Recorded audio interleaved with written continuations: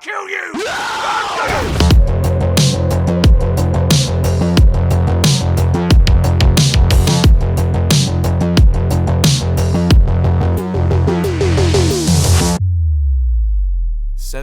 Years. 7 years after its release, we are still talking about Arkham Knight. I've talked about games that feel timeless on this channel before, but unlike those other games, there's something about Arkham Knight that goes beyond an aesthetic look and more into a realm that can only be described as awesome.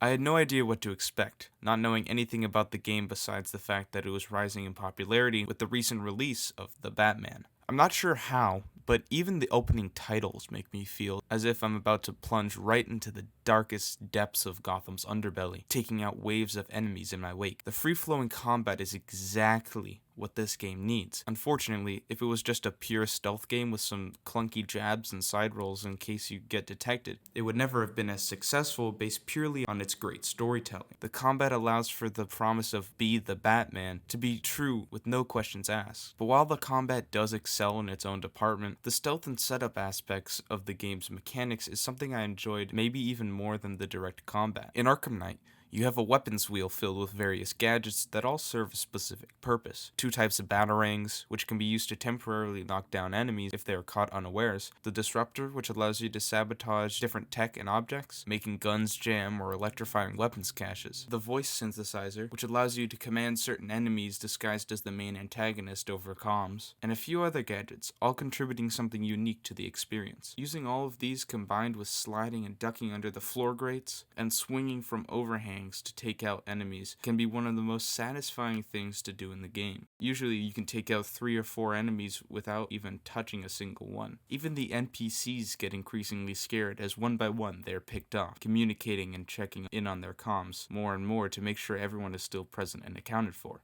When you use floor grates too much, they firebomb them. When you attack from above, they focus more on the scaffolding in higher areas. This forces you to make difficult and calculated decisions on where, when, and how to attack.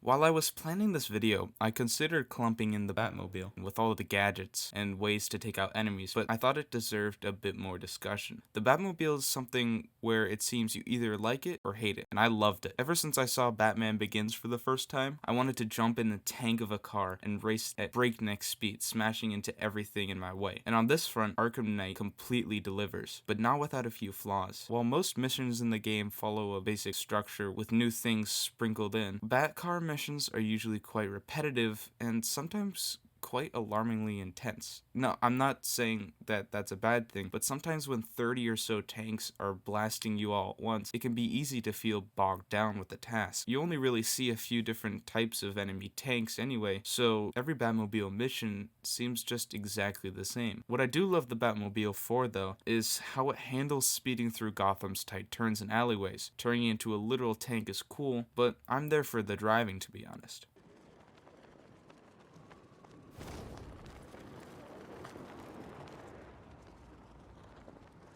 While there are many nuances to the story of Arkham Knight, the basic gist of it is this. On Halloween night, Scarecrow is going to release his fear toxin on the entire city, announcing it publicly, causing a widespread panic that leaves Gotham at the mercy of its criminals. There's only one person Gotham PD can trust to save the city: you.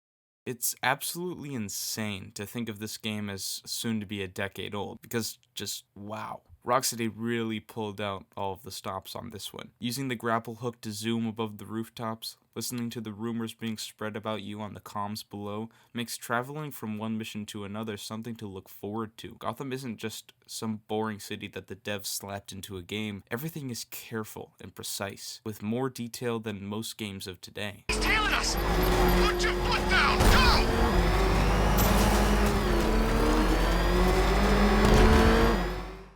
The Joker has been one of the most notorious villains in history, appearing in about 95% of most Batman movies. Arkham Knight is no exception. However, it does deal with the Joker in an interesting way. In the previous game, Arkham City, the Joker gave some of his own blood to Batman while he was being held hostage. Eventually, the Joker dies, leaving Batman with a piece of the Joker forever haunting him. Later, in Arkham Knight, The Joker's presence in Batman's mind becomes more and more prolific, making him appear as a sort of embodiment of Batman's consciousness. He perfectly balances the dynamic between the two of them. He doesn't just trail behind you the whole game, however. Rocksteady has made him similar to the Weeping Angels from Doctor Who or Roach from The Witcher, making him appear first as a voice, and then when you look behind you, there he is. Sometimes you can even see him in the distance of a city, not even being a part of the mission, but always there. Alone in here.